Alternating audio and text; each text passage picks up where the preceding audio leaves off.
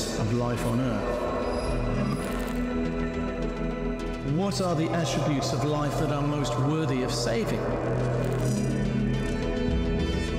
Is it already too late? This STARMUS will be the very first attempt to bring together scientists and artists to try to find answers.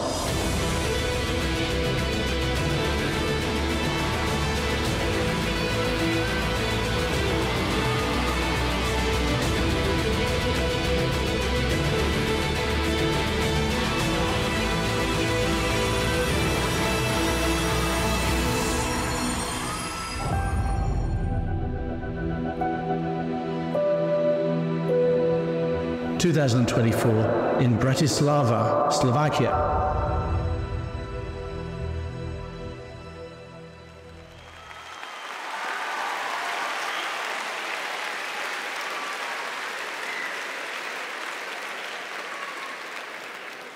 Hello and welcome everyone to STARMUS4SCHOOLS.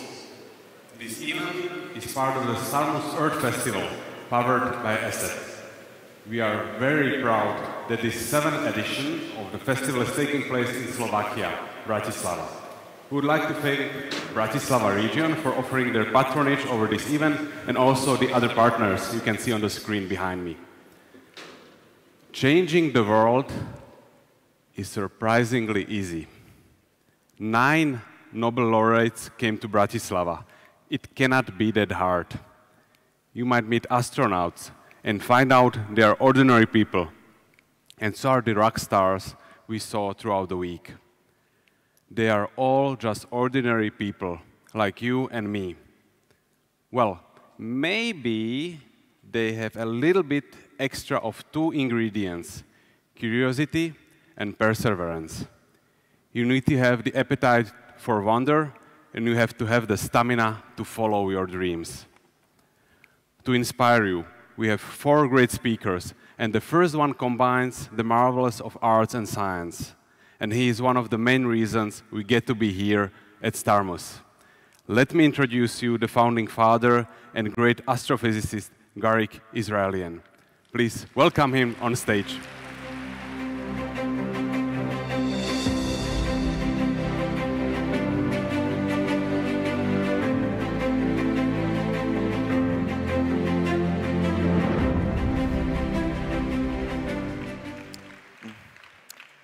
Hello everyone, thank you for coming to STARMUS.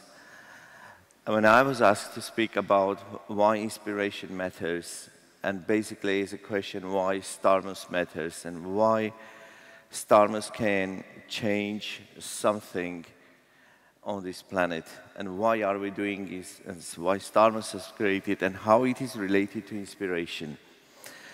I strongly believe that inspiration is something which has to be injected into anyone on this planet, because I don't believe you can educate people without inspiring them.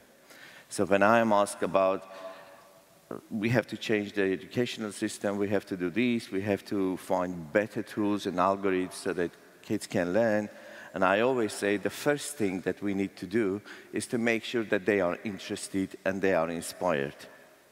This is so important. I don't believe in education without inspiration. I don't believe in this.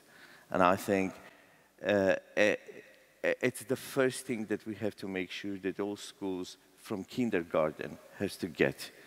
Because this is a driving source, this is the energy that gives you to act, to study, to learn, to survive, to struggle, to do anything that you can do in this life to achieve your goals, only if you are interested and only if you are inspired. So this is kind of a story of STARMUS, because it turned me from someone who was absolutely not interested in science and nothing about education. I was only interested in doing rock music, and which is fine, which was already a source of inspiration. I'm still happy with this, because I'm still inside. I'm very much musician. And it's very important because it drives me, it gives me the source and energy to carry on with all difficulties the STARMUS have. So anytime I'm tired and I'm exhausted, I have to put headphones and listen to my favorite music tracks. That helps me, and then everything is fine. But this inspiration has been with humanity for so many years, since the beginning. And an interesting question for me was, can animals be inspired, or how it works in the world of animals? Because I know what the inspiration is about, but something is a question probably you can ask to Jane Goodall. And to know the power of inspiration and what it can do, I often give this example. Now imagine the evolution of humanity when the sky is cloudy and you don't see stars. Now imagine we live on a planet without stars. It's all cloudy and you have no idea there is moon, there's stars, and there's nothing. So how is the evolution of that civilization? And my conclusion after thinking a lot about this, I thought it's not going to evolve. It's simply not going to evolve. Because if you follow what happens with humanity, having the starry sky and without any idea of what are they, for hundreds of thousands of years we live, simply knowing that there is something happening up there, there's something strange happening up there, we have no idea, we've been always wondering, but it was always a source of religions, it was always a source of imagination, and it was something which was always driving humans crazy. It was driving humans crazy, do not understand, do not know where are they, what is up there, and what is that. And we know today that all religions came from sky, simply finding correlations, being scared, eclipses, etc., etc. So this was a fundamental thing, I think, for human race to evolve with beliefs, with religions, and later with scientific research, discovering telescope, etc. In the same way, I think all arts are all about inspiration, all about inspiring. And I think today we live in a very interesting moment to be inspired. Arts have been always about basic human feelings, fear, love. Today it's much more complicated, because artists today can feel that they live in a world where basic human emotions are probably programmed. They can interact and fall in love, hate something which looks like human, but is not human. I believe a lot of people have seen the film Her. The story how someone is falling in love with an operating system, with AI. I think that was an amazing film, and the whole idea and the concept is something which is happening today. It is happening today. So we can generate feelings, we can create these feelings, cheated that we fell in love, cheated that we interact with humans, but actually we interact with machines. So, and it's interesting that we will be evolving next 50 or 100 years, having more and more interaction, not with humans, but with AI. That is completely going to change our world. Absolutely. The same is going to happen with artists and also with scientists. I was wondering if tomorrow I have to do my research in astrophysics, interacting with AI, programming, asking questions, analyzing my data. The AI will be guiding me what to do and probably come to conclusions. So it's a very interesting moment for you, for young generation. I think I always thought that space race, which happened in the 60s when there was the first human flight and then landing on the moon, was a huge source of inspiration for my generation and also the generation of artists who grew up in that epoch. You know, the very famous artists were inspired by space race, even if they didn't sing or compose for space race, but they were inspired by them, like it was David Bowie and many others.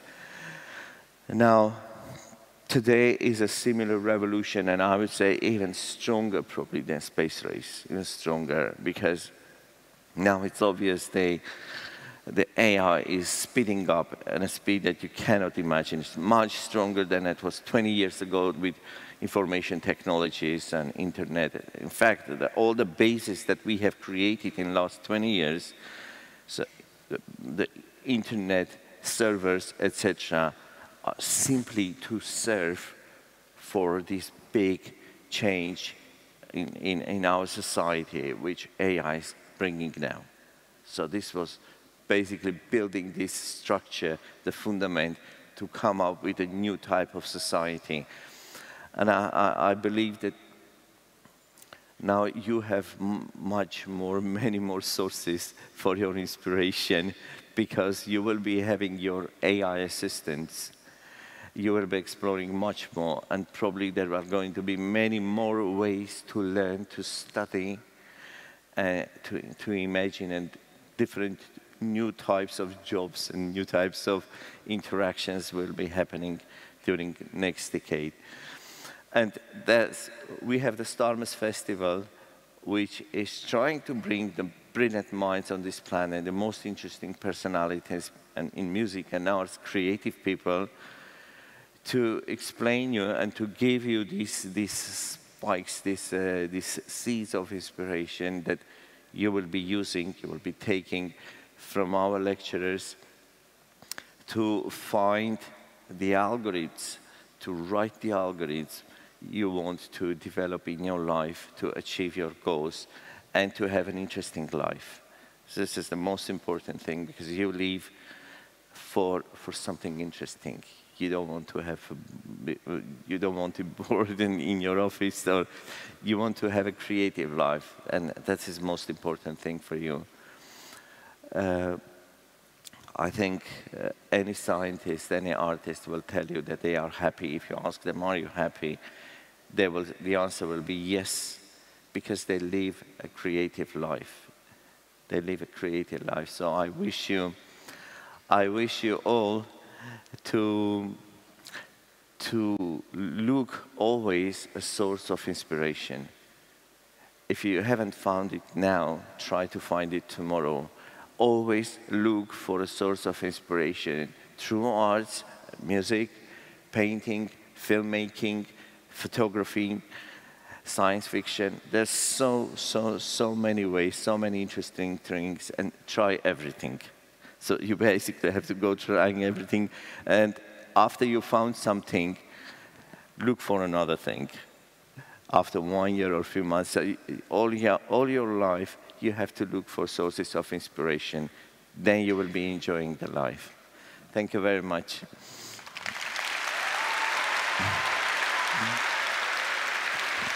Thank you.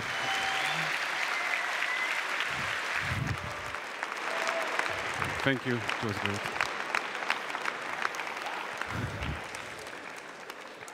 Please, one more round of applause for Garrick, because he's the reason we get to be here at STARMUS. Thank you.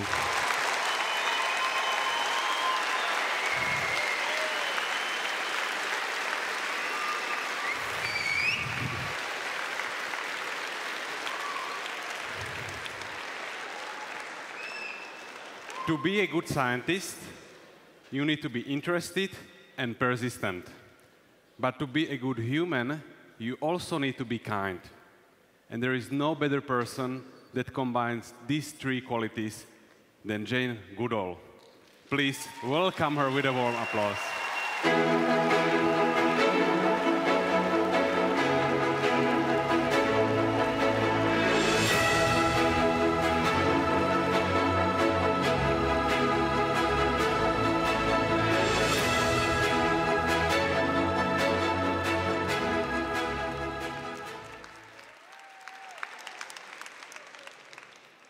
Good morning, everybody.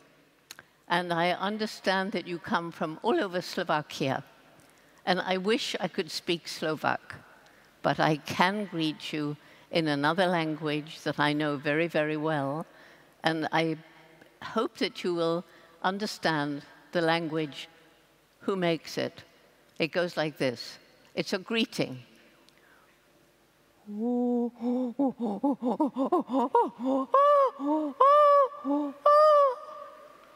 Me, Jane, in chimpanzee. So.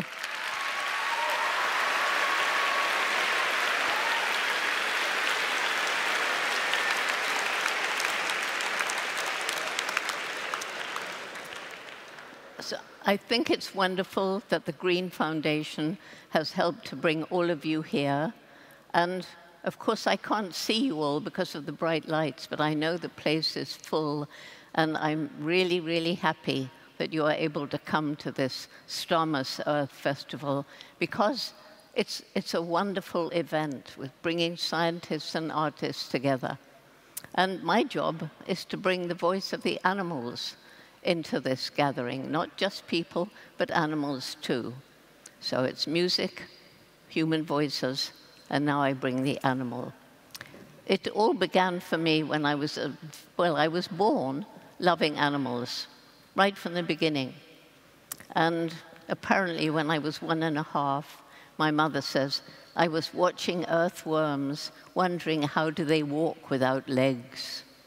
And then when I was 4, the family didn't know where I was, and I was hiding in a hen house because I couldn't see the hole on the hen big enough for an egg to come out. And so I was 4 years old when I made that wonderful discovery of just how a hen lays an egg. When I was growing up, it was just before and during World War II, there was no television. It hadn't been invented. There was no social media, no iPhones, nothing like that. So I learned by being outside in nature, and I learned from books. And when I was 10 years old, from reading books about Africa, I had a dream. My dream was I will grow up, go to Africa, live with wild animals, and write books about them. Everybody laughed at me. How will you get to Africa? We don't know much about Africa. It's a dangerous place, and it's far away from England, and your family doesn't have money, and you're just a girl. In those days, girls couldn't be scientists. But my mother was different. She said, Jane, if you really want to do something like this, you're going to have to work really hard, take advantage of every opportunity, and if you don't give up, hopefully you find a way. So I found a way. You can read about that in some of the books I've written, or maybe some of the TV shows. We don't have time to go into it now. But it wasn't easy. Because we didn't have money, I couldn't go to university. I had to get a job. I did boring shorthand and typing, secretarial. And then I got a letter from a school friend inviting me to Kenya in Africa. And that was the opportunity, but I didn't have enough money. So I went home and I worked as a waitress. 5 months, I think, before I had enough money to get to Kenya. And I stayed with my friend. It was very exciting. The very first morning, outside my window was a large paw print of a big male leopard. I was in Africa. And the next day, I saw a giraffe, and then all the other animals. And I met a very famous man, Dr. Louis Leakey, a paleontologist. That's somebody who studied fossils. And he was searching for the fossilized remains of the earliest humans ever to walk on this earth.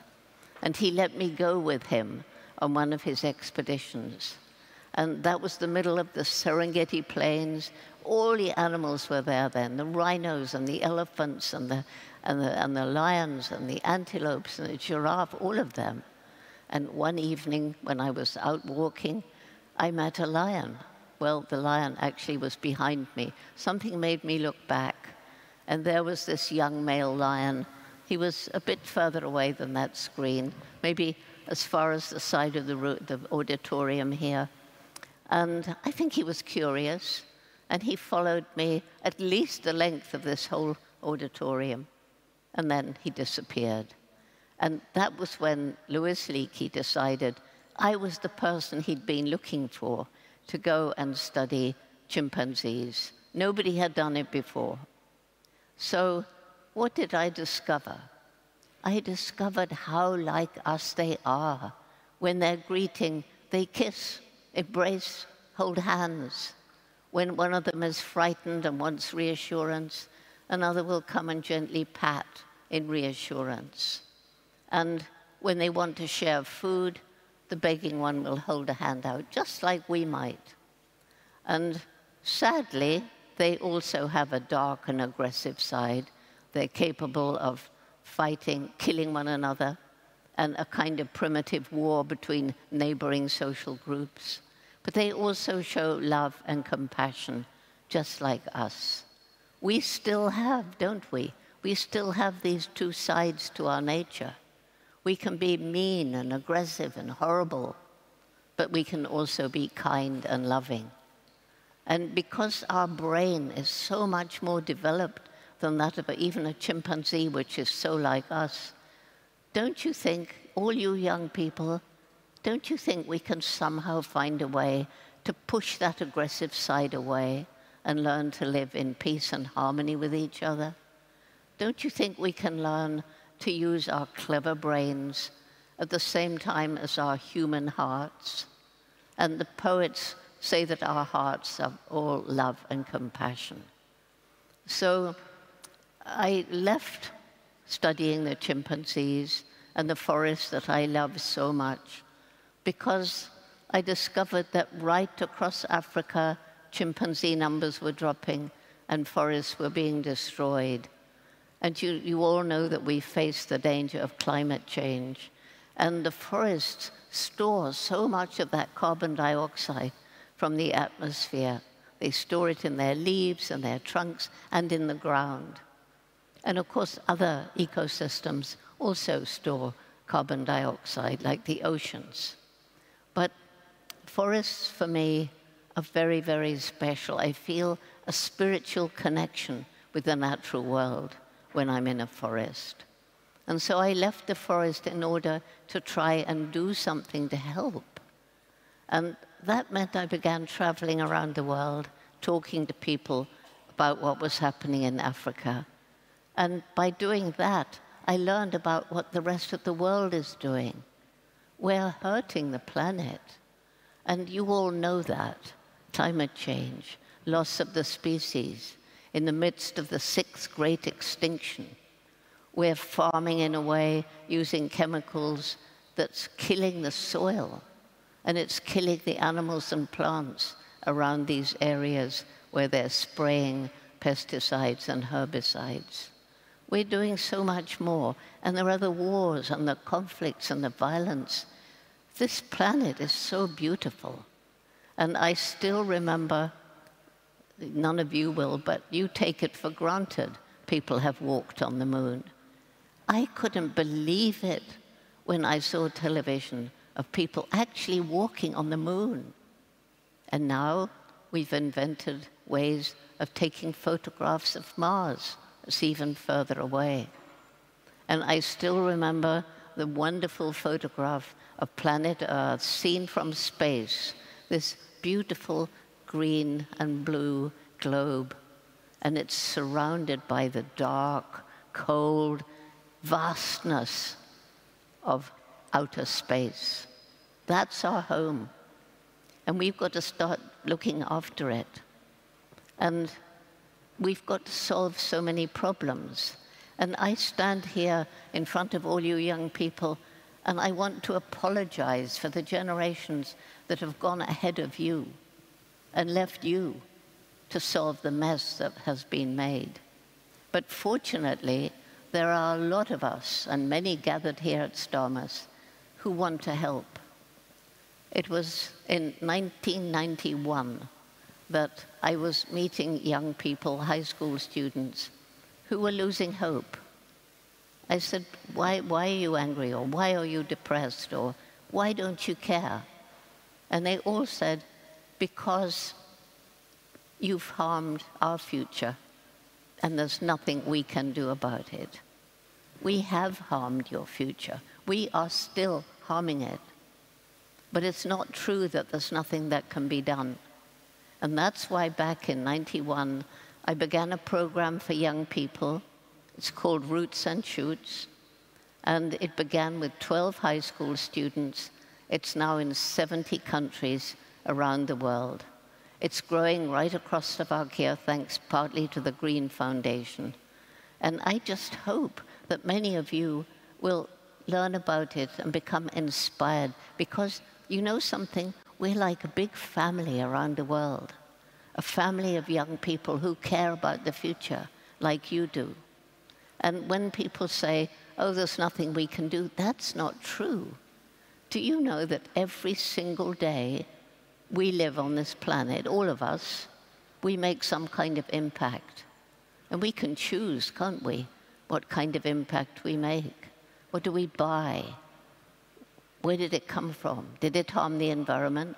Was it cruel to animals like the factory farms? Is it cheap because people far away have been paid unfair wages, or because of slave labor? And unless you're living in poverty, you can choose not to buy those products. And the ethically produced product may cost a little bit more, but then we'll value it more. We tend not to value food.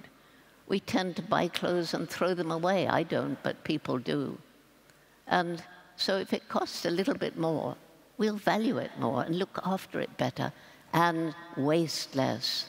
Human waste is a huge problem. We're turning this beautiful planet into a rubbish dump. And that's something that none of you young people want to see happen. And that is something that you can all help. One way that we're helping around the world is planting trees. Everywhere our young people are planting trees. But the great thing about Roots and Shoots, if you decide to join it, is that you get to choose. Between you, you choose 3 projects. 1 to help people, 1 to help animals, 1 to help the environment. Because in nature, everything is interconnected. And so when I say helping people, you know what's really important is to help people who are lonely by going and visiting them. Help people who are sick maybe by walking their dog. One thing we have to do is to try and do something about the millions of people living in poverty, because if you're living in poverty, you're going to destroy the environment because you're struggling to survive. You're going to cut down the trees to make money from charcoal or timber, or to make land to grow food for your family. If you're in a city, you're going to buy the cheapest food because you can't afford anything else. And that cheap food is cheap because of the way we treat animals in factory farms, because of the way we mass-produce food by clearing huge areas of land and growing food in monocultures and destroying biodiversity. So my greatest hope for the future is you young people, because everywhere I've found that young people, and we start with Roots and Shoots, kindergarten, all the way through to university. And everywhere I've found young people, once you understand the problems and you're empowered to take action, to choose what to do, then you are changing the world. I've seen it happening, and it's my greatest reason for hope. But another reason for hope is this extraordinary brain, and we are beginning to use it to help us live in greater harmony with the planet, like renewable energy. And opposite my hotel window here, there are wind turbines spinning round and round, creating electricity. And you all know about the electricity that we get from solar panels, the energy of the sun. It doesn't cost anything. And so it's we're beginning to use our brains to create this kind of technology. But we haven't always used our brains wisely, have we? We've created weapons of mass destruction, which if people use them can destroy everything. So we mustn't use them. That's why we need to create a culture of peace. And we'll never have a culture of peace between people until we make peace with the natural world, because we depend on the natural world for food, for water, for clean air, for everything. We depend on healthy ecosystems where every plant and animal has a role to play. The great news is, another reason for hope, nature is amazingly resilient. And I've seen places that were completely destroyed. Give nature time and perhaps a bit of help, and she will come back and make it beautiful again. And a final reason for hope is what I call the indomitable spirit, the people who tackle what seems impossible, but they won't give up. And some of them are icons, like Nelson Mandela, but there are ordinary people out there doing extraordinary things. There are people battling physical disabilities. And I want to end with this story about one very, very special friend of mine. His name is Chris Hadfield. He lives in Canada. He was born without arms and without legs. He's got little tiny stumps of arms like this, and out of one thigh is what might be supposed to be a foot. It's like a flipper. This man, who's now about 45, he goes around the world by himself on a skateboard. And I've met him, and when he pushes off with this little flipper thing, he hops onto the sofa beside you, and you look into his eyes. I don't think I've ever seen eyes so full of life, so full of the love of living. He can drive a tractor. He can use a cell phone. How he does it, I watch him, I don't know. But it just shows. And I have a blind friend who's taught himself to paint. And he does shows, he also became a magician. And he does shows for children. And they don't realize he's blind. And at the end he says, something may happen in your life, because we never know. But if it does, don't give up. There's always a way forward. So when we end our Roots and Shoots meetings, and I'm not sure this will work here, but the young people, they get together and they say, together we can, meaning we can change the world. We can make it better. Do we have the willpower?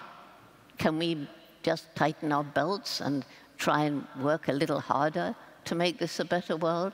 So they say, together we can, together we will. And I say yes, because together we must. And I don't know that that will work, but maybe there's enough of you speaking English. So do you think we could say it together? If you believe that you have a chance of putting things right, that all your forebears have destroyed for you, should we try and do it together? I'll say 1, 2, 3, and then it's together we can, together we will, together we must. Should we try? So we go, okay, 1, 2, 3, together we can, together we will, together we must save the world. Thank you.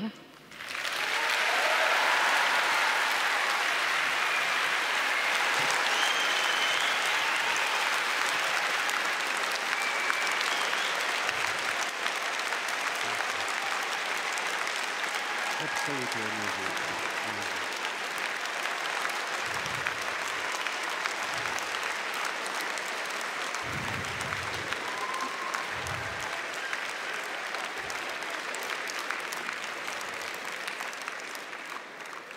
Wasn't she absolutely amazing? Like after those, yes, after those couple of minutes, I felt like I know her my whole life, and probably so did you.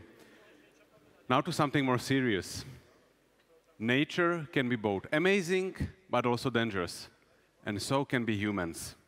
Our next speaker is not only a digital security expert, but also a computer scientist. Two of the most exciting careers you can choose between. He is CEO of one of the largest companies in Slovakia. Probably you guessed which one. It's ESET. And he also creates programs that discover viruses. Please welcome Richard Marko.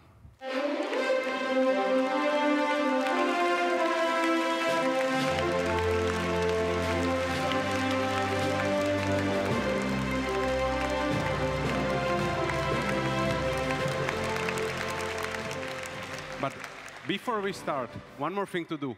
Take out your phones. Don't open Snap or something like this. Just scan the QR code you will see shortly. And join our Slido. So I'll try it as well, if it works. It will open Slido, and there is a questionnaire you can fill. And the first question is, what was your favorite subject? What was your favorite subject, and why not physics? Good morning, everybody. So I think I didn't have really so much favorite. I was trying to limit my exposure to school, but let's say things like chemistry, and then later IT. Yeah. So hopefully this is working for you. Slido is working. The floor is yours. Thank you. Thank you, Sam. All right. So what is your favorite subject? So you choose your selection. I wonder how many people really like maths, how many people really like physics, ethics. That's an interesting subject.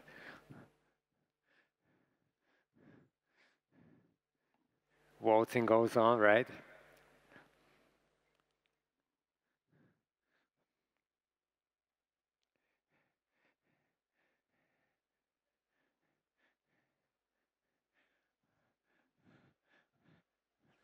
Foreign language. This is an important thing for today, right? All right. Math at the top. I'm shocked, I can tell you. Biology, very cool. Small adjustment, foreign language. All right, so looks like people here should be able to understand when I speak English.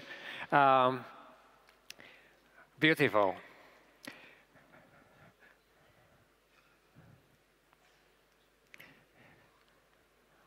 Art at number 7. Interesting. Interesting.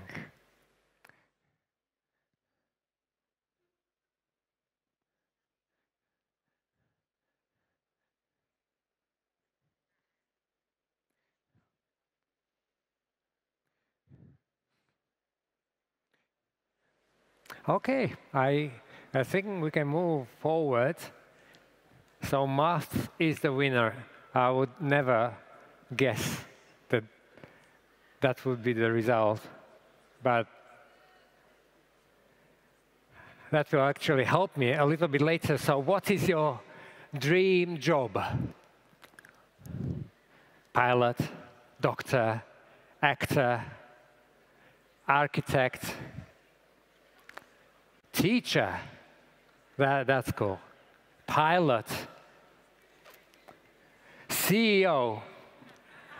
That's what my son is saying to me. I also want to be a CEO. Surgeon. All right, this psychologist. Yeah, teacher, architect, doctor, programmer. Programmer, that's interesting.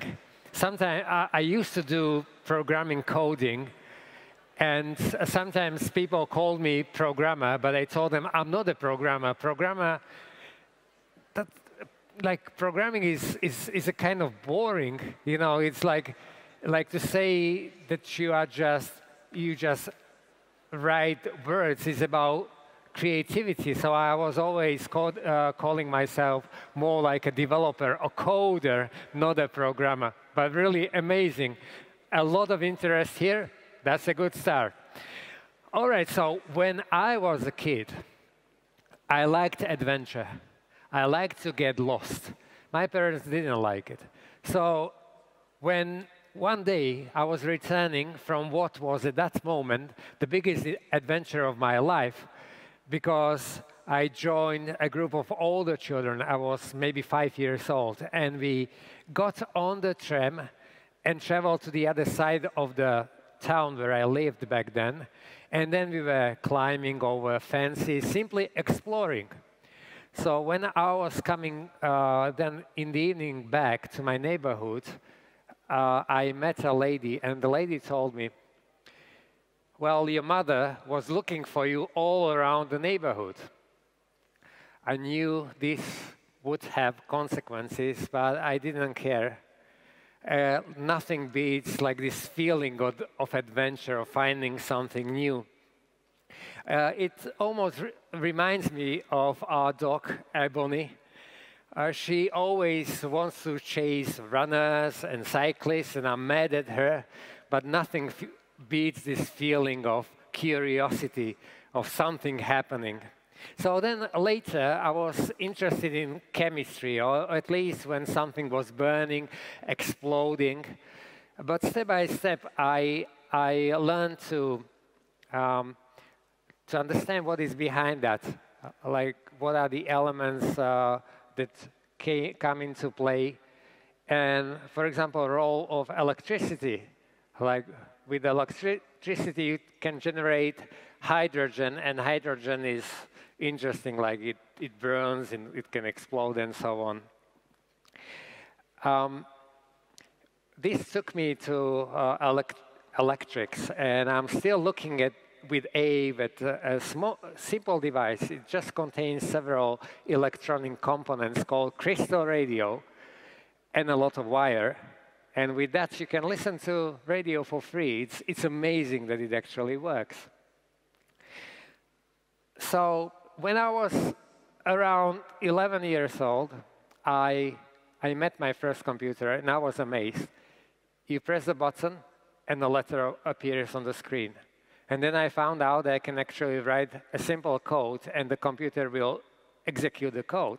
So my first code was drawing of an alien ship that was destroying another alien ship. I remember it till this day. And then a little bit later, when I was around 15 years old, I was watching TV, and there was a news that a computer virus disrupted operations of computers somewhere in the United States. And that was something that really stuck in my mind. Like, computer virus, like, what is that? Like, virus, you know, it spreads on the computers. How can that be?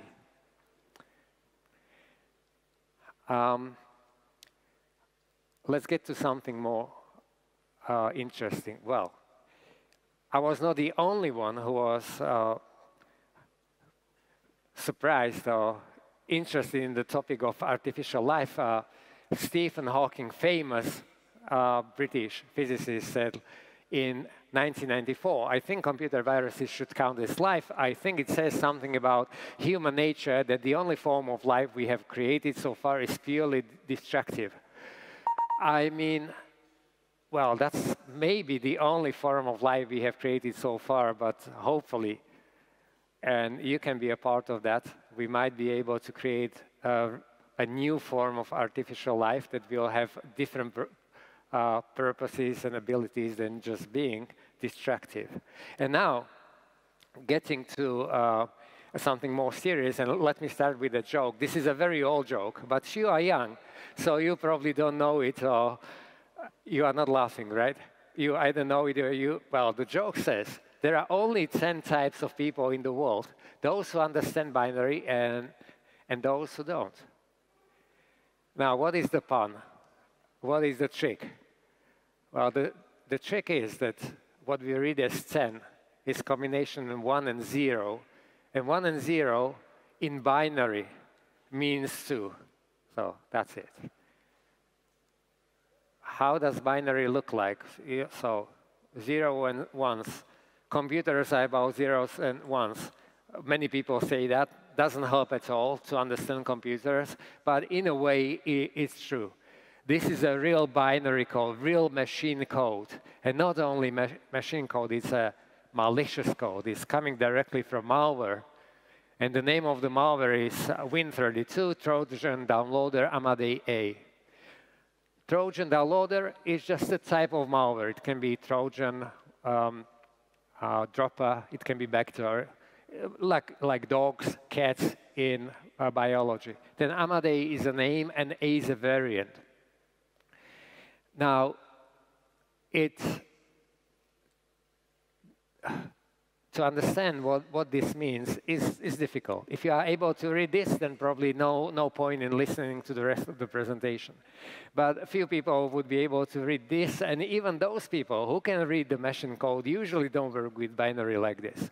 But now, I will skip a little bit all the steps and all the difficulties, but imagine a system that is able to read a code like this, and is able to not only see the instructions, but see beyond that, see the actual kind of nature of the code. It's like creating something like a digital DNA. And when I talk about digital DNA, well, let me give you an example. So if you have a chimpanzee and you have a human being, they have their genetic code in form of DNA. Then you can compare it, match it, and see that it's mostly identical, 98% identical. Now, if you have a proper technology, and this is what we are working on, you can do something similar with machine code. So if you have two samples, and in this case, malicious samples, one is Amadei A and the other one is variant B, then you can compare them. It doesn't look exactly like this. The tool we use is different, but you can then see that they are similar. For example, 95% similar. And now imagine you have this technology that is really able to look at the code, see its true nature, like the DNA, the digital DNA. And you are able to deploy this system, this technology, all over the world, on 100 million computers, on the servers, at the data centers of telecommunication operators where the traffic between mobile devices is passing through.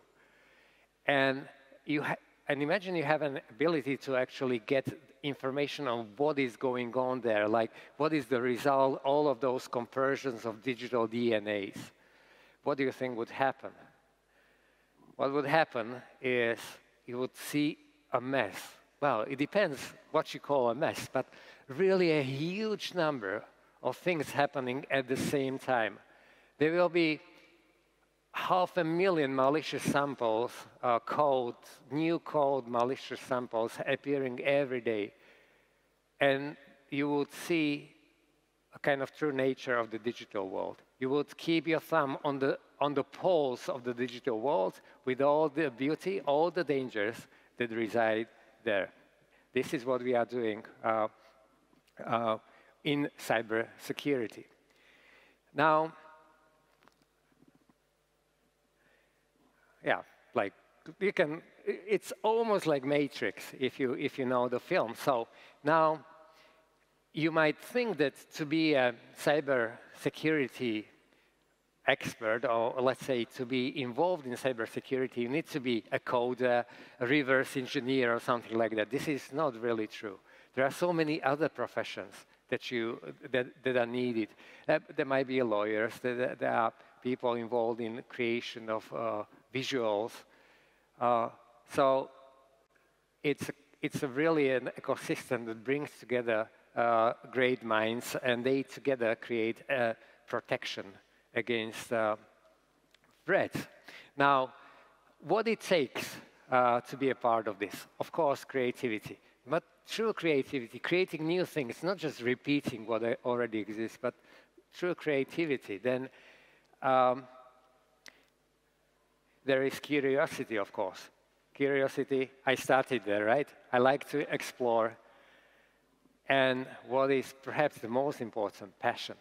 Like to be able to maintain your interest, your curiosity, to go on, not to be let down if something doesn't work as you want.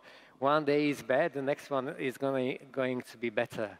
So right now, you don't need to be a Leonardo da Vinci. You don't need to create things right from the basic things. Many things already exist. You can learn from experts, and then you can add to the top of it. Now, we are coming to a part where we will continue with a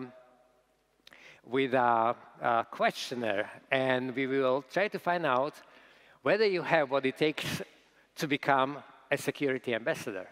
So let's see the first question.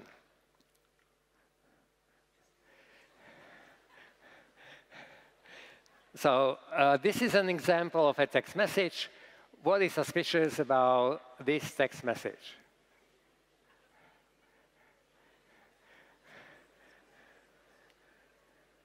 Yeah, link and the number, the link, yeah, that looks correct.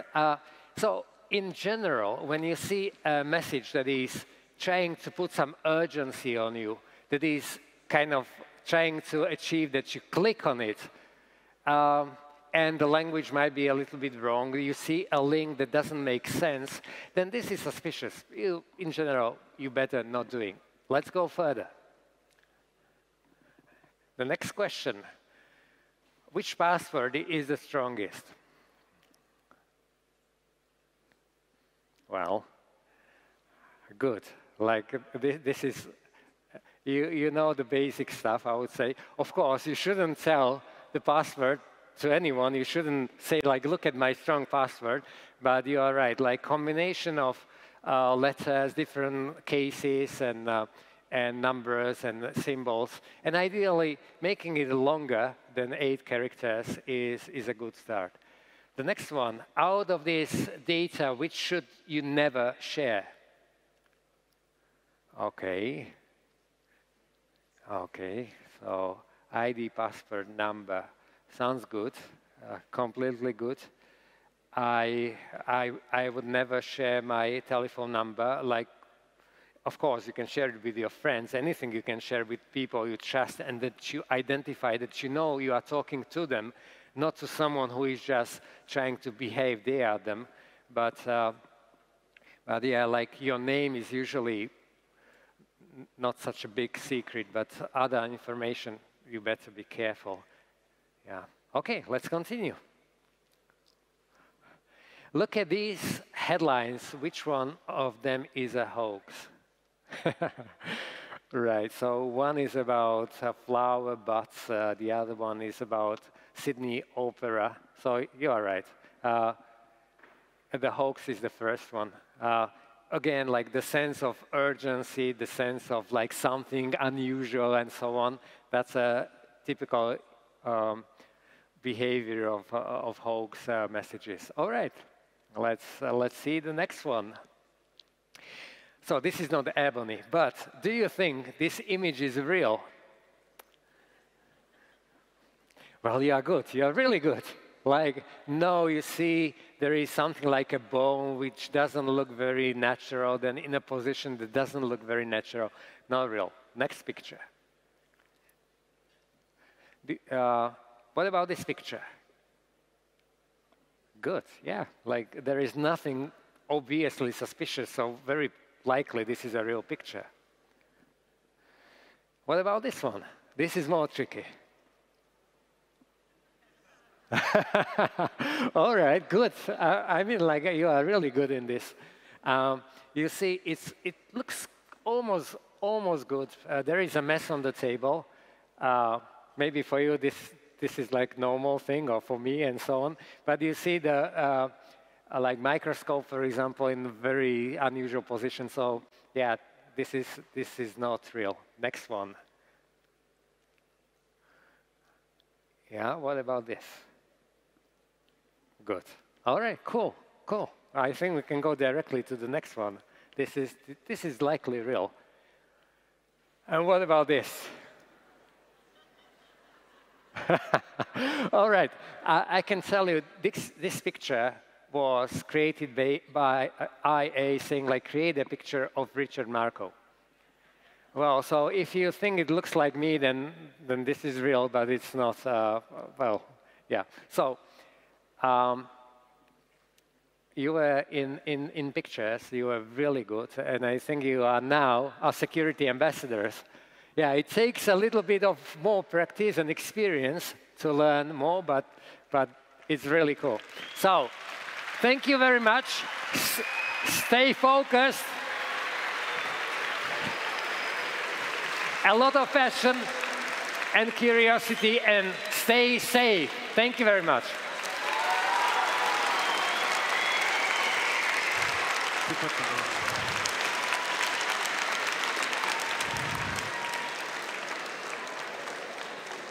So, thank you, Richard. I'm happy to be a security ambassador right now. It takes a great courage to fly to space on a rocket. It takes even greater courage to let students post messages directly to a big screen, so congratulations. I have met our next speaker at a hotel rooftop 2 years ago. We discussed his space station experience and also my research of black holes.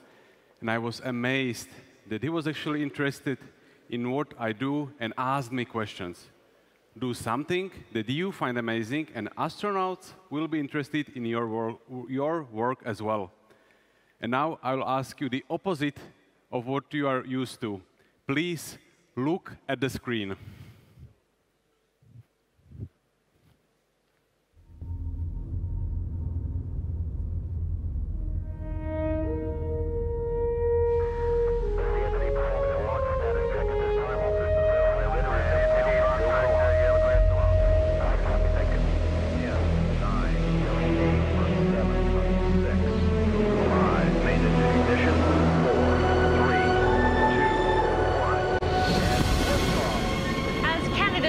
Accomplished astronaut Chris Hadfield has gone farther and faster than almost anyone in the world. Il est devenu une véritable vedette planétaire grâce aux centaines de photos qu'il a publiées sur les réseaux sociaux depuis l'espace.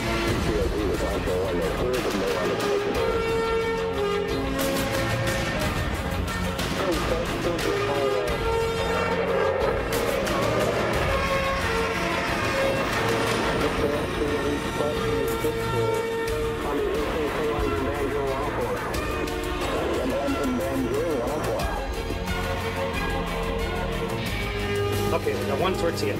Whoa. We will have peanut butter honey sandwich in space.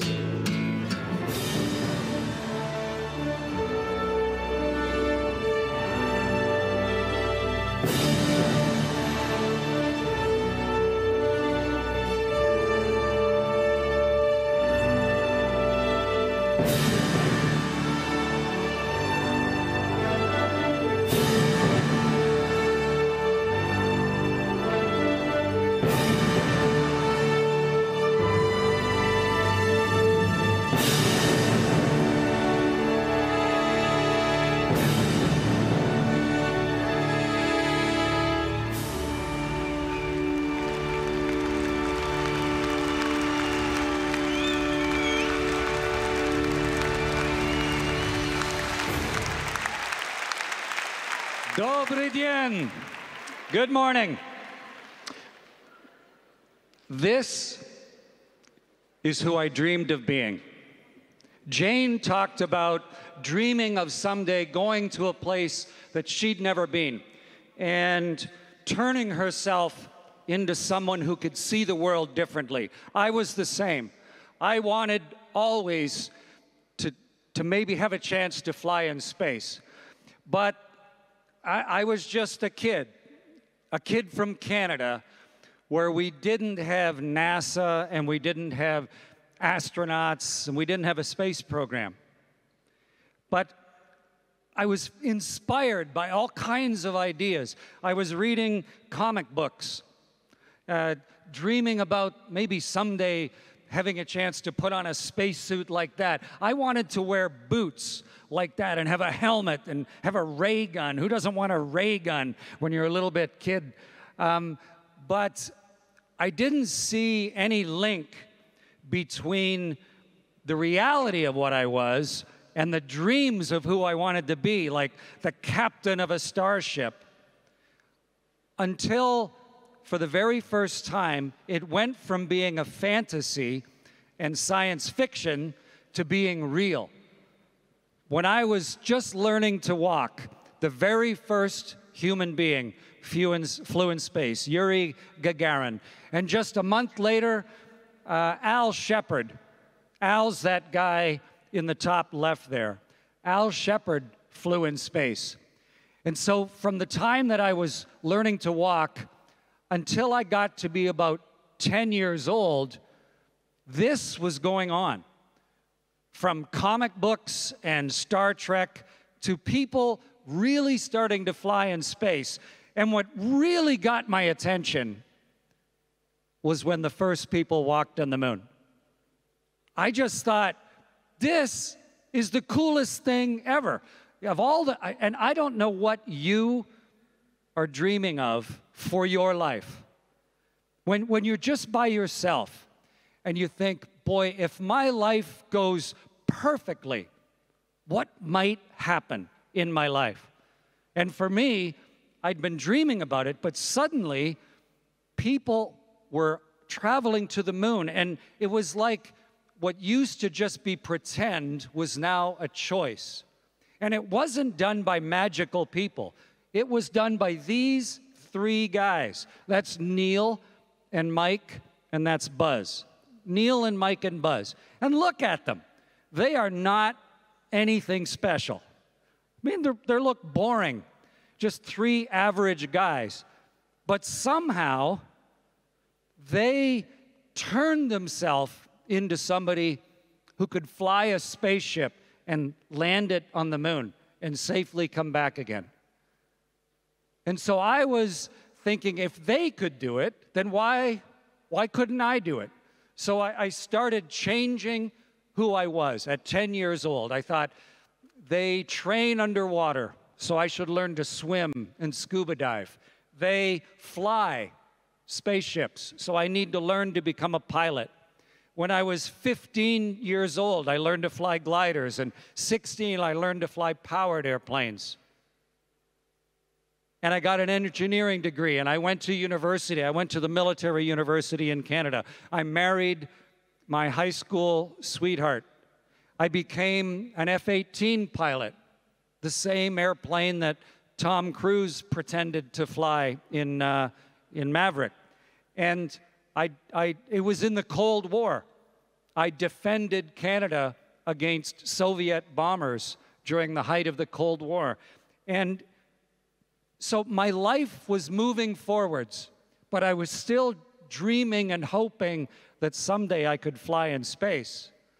So I needed more. I needed to improve myself. And it's the same for everybody in this room. What do you dream about maybe happening in your life? And how can you change who you are so that you move a little closer to that dream? I went to test pilot school. Canada sends one person a year for the whole country, 40 million people. One person a year trains as a test pilot. I learned to be a test pilot, and then after all of that, Canada picked me as an astronaut and sent me to Houston, Texas, the place I'd been dreaming of, with 23 other little boys and girls from all around the world, different languages, different religions, different cultures, but everybody inspired to try and change themselves into somebody, and turn up the volume for this one, try to change themselves into somebody who can maybe do something like this. 12, 11, 10, 9, 8, 7, 6, start, 2, 1, booster ignition, and liftoff of the Space Center Discovery, returning to the space station, paving the way for future missions beyond. Roll program,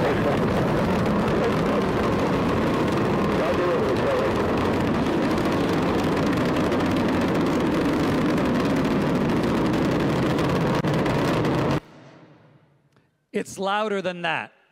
I've flown 3 rocket ships. The ride on this is crazy. You're lying on your back, and the rocket's going that way, and it's crushing you into your seat and shaking you like more and more people are jumping on top of you. It's hard to even breathe. The vehicle's crushing the light out of you. But after about 8.5 minutes, that machine has plucked you off the ground, driven you up through the air, got you going perfectly the right altitude and speed, exactly the right direction, and the engine shut off, and you're weightless in space. So what would you do then? Imagine if a rocket had just taken you and you're now orbiting the world. What we do, we check to make sure the vehicle's healthy, but then what everybody wants to do is pop their helmet off and go to the window and for the first time truly see the world. To be able to look down and look at the Tatras Mountains, to look at Bratislava and Vienna there at the bottom, and the rivers, and all of the history and geography and geology. You go around the entire world 16 times a day. You cross Europe in 2 minutes. It's an amazingly beautiful thing. And if you get a good camera, you can look down and see the river here and the city. And if you know exactly where to look, you can see the arena where we're sitting right now. And that's a picture from the spaceship. And it is just such an amazing place to be. If you live on board the biggest thing we've ever built in space, this enormous laboratory that's going 8 kilometers a second, running 200 experiments to try and understand the universe, to take advantage of weightlessness, but most importantly, to look at the world. We've been looking at the world close up 16 times a day, every day, for the last 25 years on the space station. It's taught us a huge amount, but it's also just a fun place to be. If you spill your water, it just floats there next to you, and you can pull your knees up to your chest, and you can just fly around the space station. Or you can just, like Tracy here, you can float to the window and watch the beautiful serenity of the world roll by underneath you, like some of the people that are up on the space station right now, Lara and Jeanette and Tracy. Tracy's up there today, in fact, shows Jeanette on board the space station. It's a beautiful, magical place to be, and it's so much fun up there. This is an experiment that 2 high school students suggested. Wet washcloth. Get the microphone so you can hear me while I'm talking. And now let's start wringing it out. It's really wet.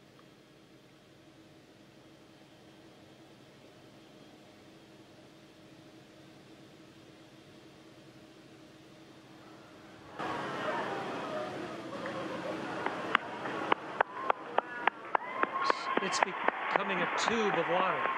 Everything behaves differently. And I'm lucky enough to have done 2 spacewalks. And of all the things I've done in my life, the most magical 15 hours of my life was the 2 times I got to open up the hatch, put on that white suit I'd been dreaming about, and pull myself out into the universe, where Jane talked about this beautiful place of life where we live, but suddenly you're separate from it. You are in the black eternity of space. You feel so small, but you feel huge because you're there and you're seeing it. And while I was outside on my first spacewalk, we went through the world's aurora. And it was pouring around our ship and pouring between my legs. The incredible beauty, this scientific thing of the energy from the sun, but it was art. And this is how planets work. And we would never properly be able to experience it if we weren't willing to give ourselves a crazy dream, change who we are, be willing to take a risk, like going and living in the jungle and living with wild animals for years and years of your life, or riding a rocket ship, and then stopping to notice how magnificent the universe is. Where we're going next is to permanently start settling the moon. At the equator, it's incredibly dry. But if you go to the South or the North Pole, there's always sunlight, so you have electricity, and the craters are full of ice. About 400 billion liters of water is frozen there on the moon. So if you have power and you have water, then it's a place you can live. You just need the right habitat. And that's what all of the space agencies of the world are working on now. NASA has built this big moon rocket, which they named after the Greek god Artemis, the sister of Apollo. And this crew is training to launch on it next year. 3 Americans and a Canadian to go around the moon and make sure the rocket works properly. And meanwhile, new rocket companies have improved rocket technology. This is SpaceX's new rocket. It's 100% reusable, and it is the biggest rocket ever built. It is twice as powerful as the rocket that took Neil and Buzz and Mike to the moon. And it's not just a PowerPoint pretend rocket, it's real. We have liftoff.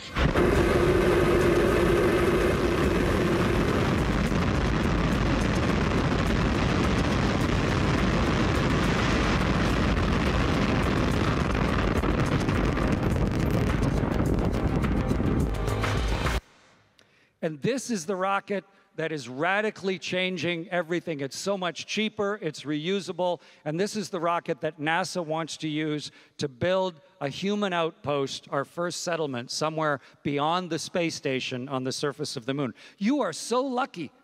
You are alive at the moment in history where we are discovering an entire new continent of the moon. As a completely lifeless, so there's no biosphere, there is no ecosystem on the moon. A tremendous resource for the world, because what really matters is not the moon. The Earth is what matters. And how can we collectively give ourselves crazy dreams that'll then give you a way to choose what you're going to do next in your life?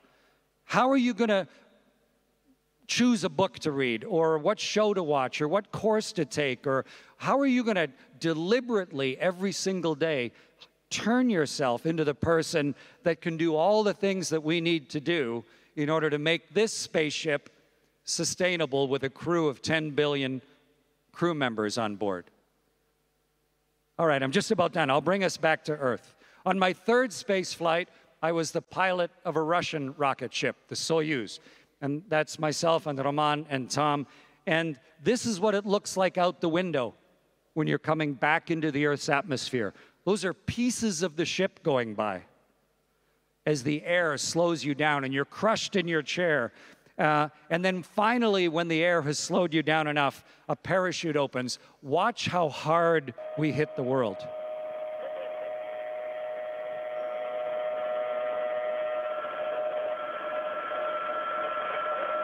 And touchdown. And now inside. Jest. Zapis. Хорошо. Может быть, вы понимаете, I don't speak any Slovak, но по-русски я говорю. И что Антон сказал был хорошо. And maybe you know that means great, you know, because you just come crashing down to the world, but you're a parachute, so you hit the ground and your vehicle tumbles with the speed of the wind. And this is what our spaceship looked like after it rolled to a stop. And the ground crews are there, and they drag us out, and it's like being born. Because you were in this nice warm place and someone reached in and grabbed you and yanked you out, and then they plucked you down in a chair, and there's people all around, and they give you a sat phone to talk to your spouse, and you feel horrible. You feel sick, you know you're going, because you've been beautiful and weightless for half a year, and now gravity is making you super dizzy, and you know that you're going to throw up.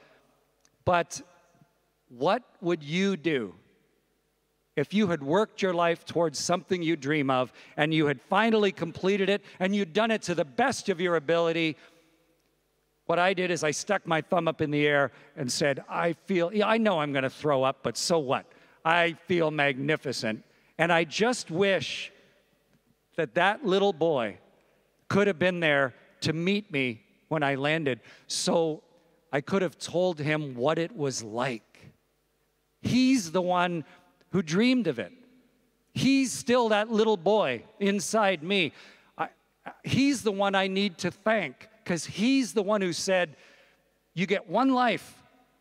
do something with it. Let's do the coolest stuff we can imagine. Let's work every single day to try and turn ourselves into somebody who could do the most amazing things that we have in our heart.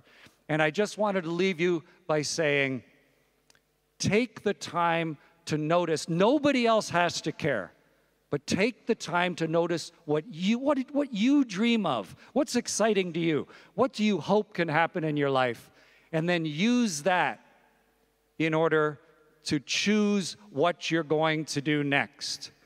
And when Jane was finishing talking, you know, she said, I think like we can, we will, and we must. And I think that applies no matter what stage of life you are at. Give yourself a dream and then quietly repeat what Jane said to yourself. I can, and I will, and I must, because it is amazing what can happen in your life. Thank you very much.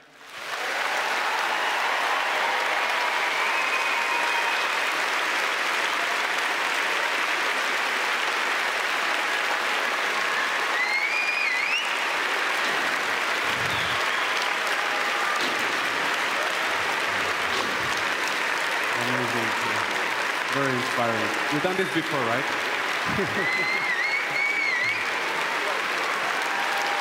Chris Hadfield.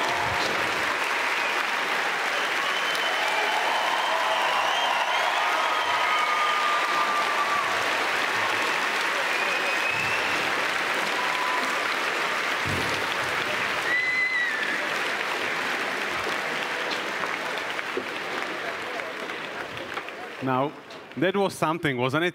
Thank you, Chris, again. And if you miss him already, no worries. He will be back with a special song from the space station, so just bear for a couple of minutes. But there is something I wanted to tell you, and I want to get this right, so I'll read it. Guess what those 4 speakers have in common? They love what they do. Don't only listen to us. Take recommendations, but not commands about what to do with your life. Do what you love. Maybe you don't know it yet, and that's completely fine. You are young. This is what your age is good for. Explore, learn, socialize and network. Meet new people, build friendships, try new things. Follow the unknown, and sooner or later, you will find it. You will find what you love. And when you find it, and you will be curious and persistent and kind, you will live your best life. But I think enough of words. Let them sink a little. Sometimes it's good to meditate quietly. And sometimes, when emotions are working, music can be of great help. Good news is we have experts also for music. So let me introduce you the Slovak Philharmonic Orchestra, conducted by great Stuart Morley. Please welcome them with applause.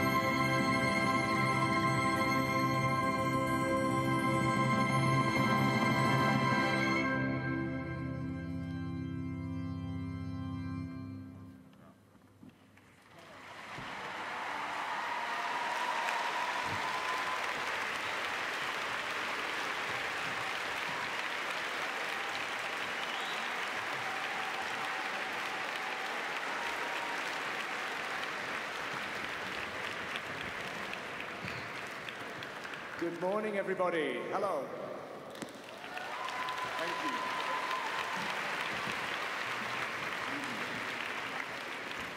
It's a pleasure to be here. I'm not going to talk much, but I'm going to say a few things and just let you know what we're playing. But first of all, I'd like to say my name is Stuart, and I have the enormous pleasure and honor of being the musical director of STARMUS, which gives me the enormous privilege to be able to conduct my new friends, the magnificent Slovak Philharmonic Orchestra.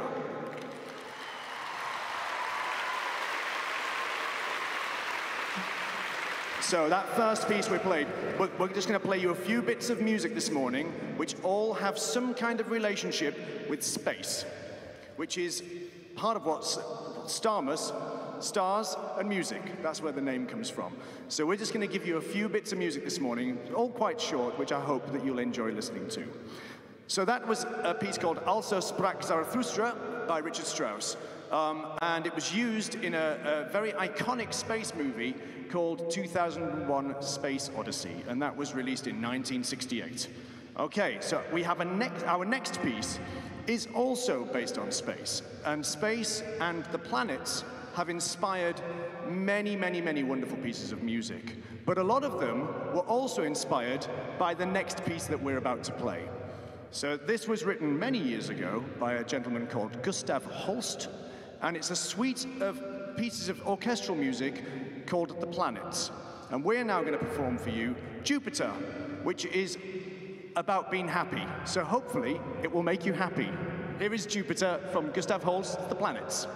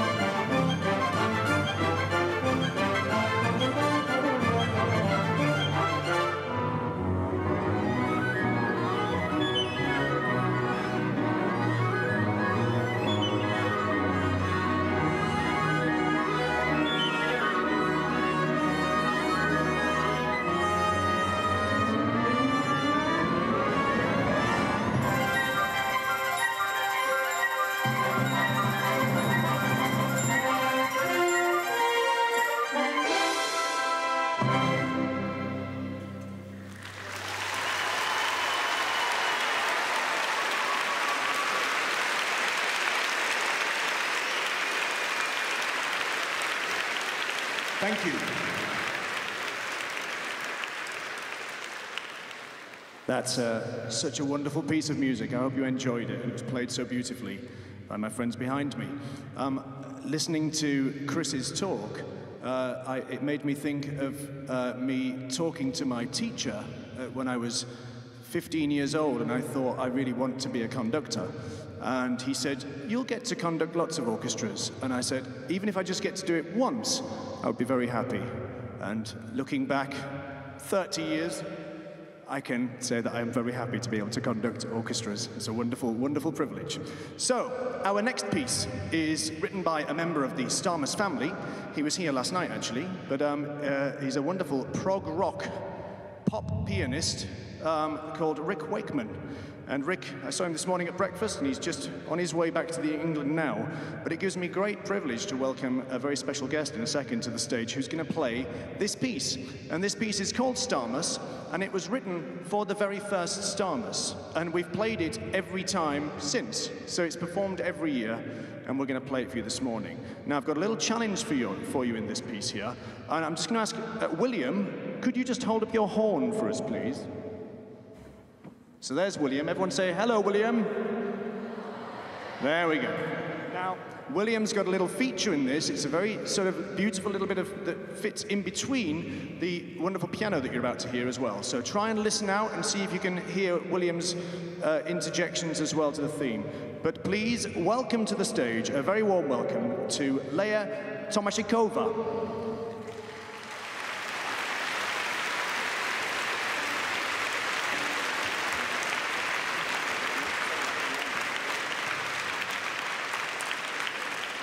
Welcome, Leia, and thank you for being with us. This is STARMUS.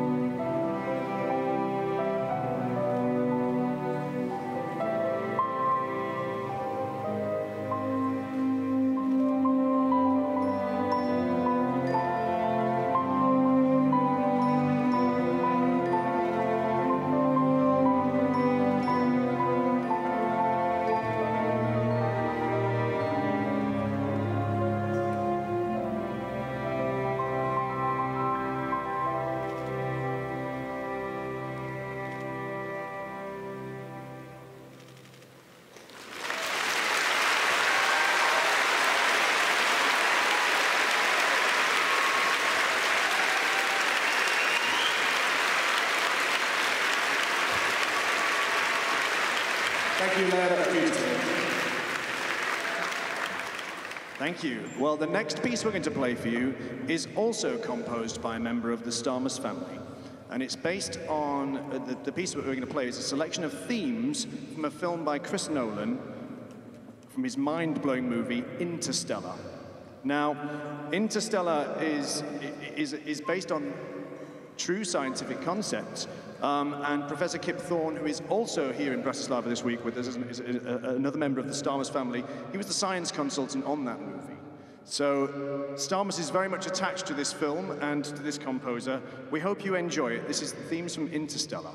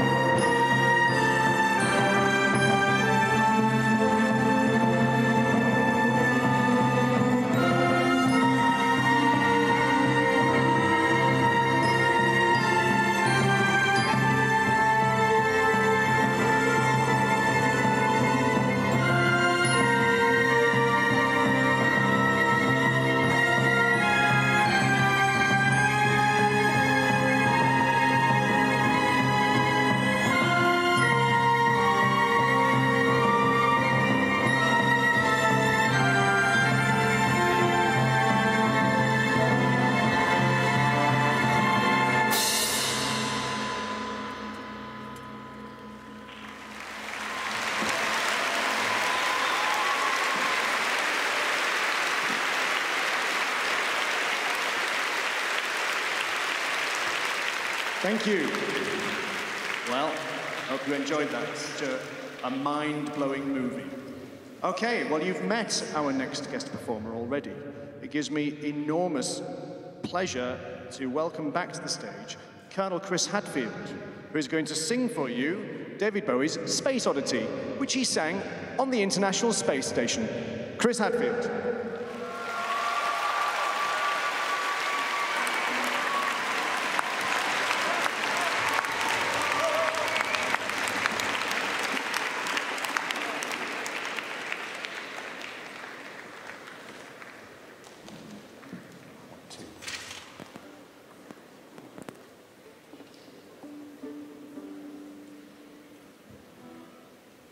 One, two. Stuart, you sound magnificent, the entire symphony. It's wonderful to be, we are lucky people to be here and listen to them play. So it's a lovely day.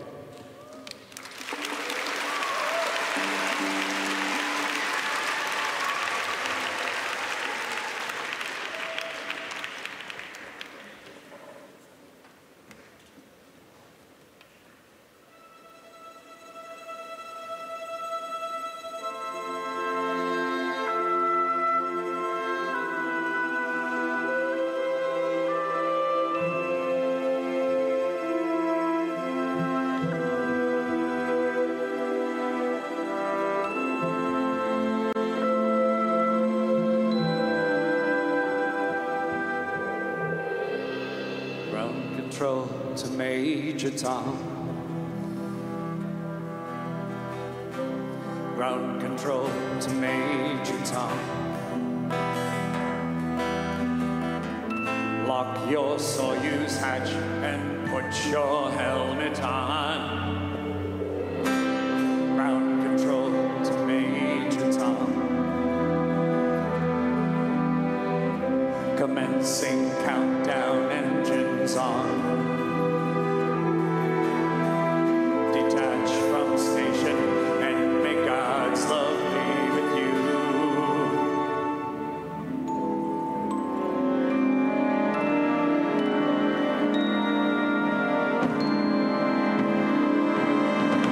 This is ground control to Major Tom. You've really made it great. And the papers want to know whose shirts you wear. But it's time to guide the capsule if you dare. This is Major Tom to ground control. I've left forevermore. And I'm floating in a most peculiar way. And the stars look very different today. For here am I, floating in that tin can. A last glimpse of the world. Planet Earth is blue, and there's so much left to do.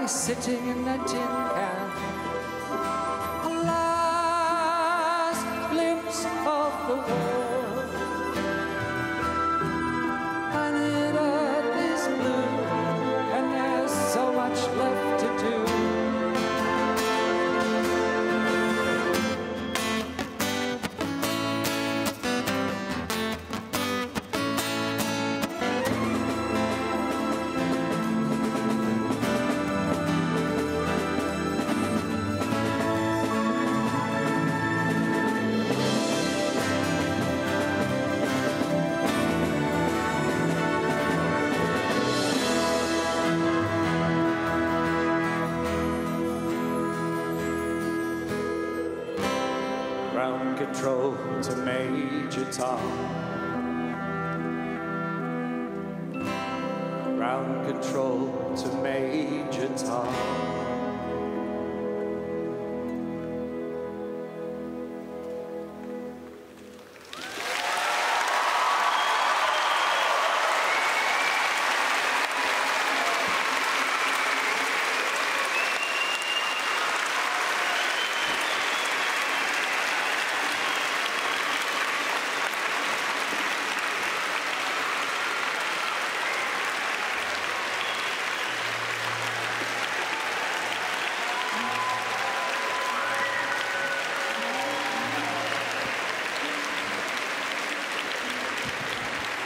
Wasn't that wonderful? That was a world, I should have said that was a world premiere of that arrangement. We've written that specifically for you this morning. So thank you, Chris. Thank you so much.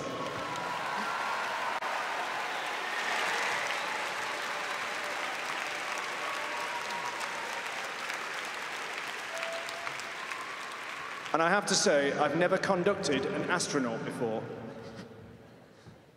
Hopefully, we'll get the chance to do that again. So we're coming to our last piece now. I hope you've enjoyed listening this morning. The orchestra behind me, honestly, it's been we've had 5 days together now, and it's been an absolute joy working with them. They're filled with so many special people, but I'd like to thank them now by shaking the hands of one very special person, which is Jaromír Emanuel Růžička.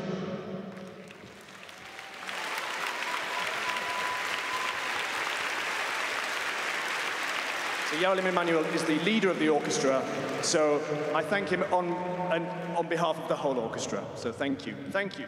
Okay, our last piece probably doesn't really need an introduction. I think you might recognize it. It's definitely one of the most iconic pieces of film music ever written. And when I was at music college, which is quite a few years ago in London, and I said to my teacher, I said, so, he was a pianist. He was teaching us the history of music. And I said, so, have you done any cool gigs? And he said, well, one of them stands out. And he used to go and play in Abbey Road Studios, which is a famous studio in London where the Beatles recorded. And he said, we turned up one morning for this film session. And it was the biggest orchestra that he'd ever seen in Abbey Road. And he said, and it was this new, weird space movie. And everyone was like, I wonder what this will sound like. Well, we're about to play you what it sounded like. This is Star Wars.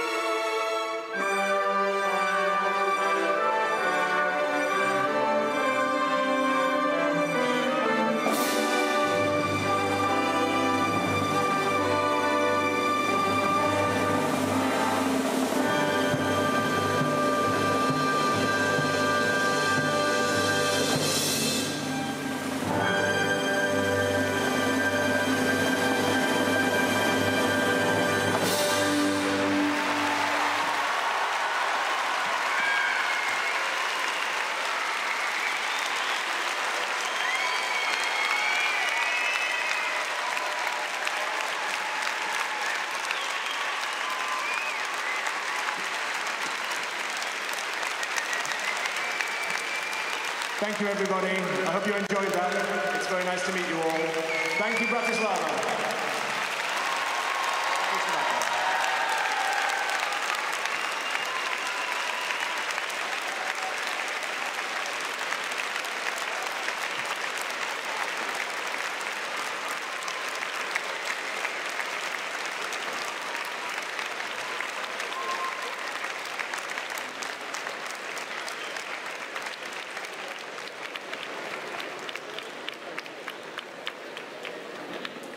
So for one more big round of applause, please, Jane Goodall, Chris Hadfield, Richard Marko, and Stuart. Stuart, please. Stuart has left already. Can you just grab him and bring him back for the last applause? Thank you. Unfortunately, Garrick is busy organizing, so he can join us, but please, once more.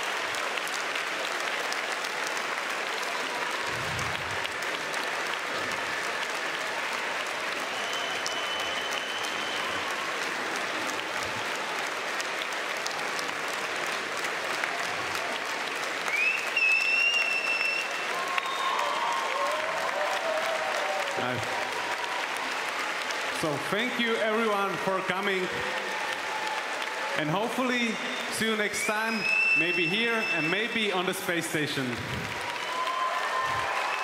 or in the jungle.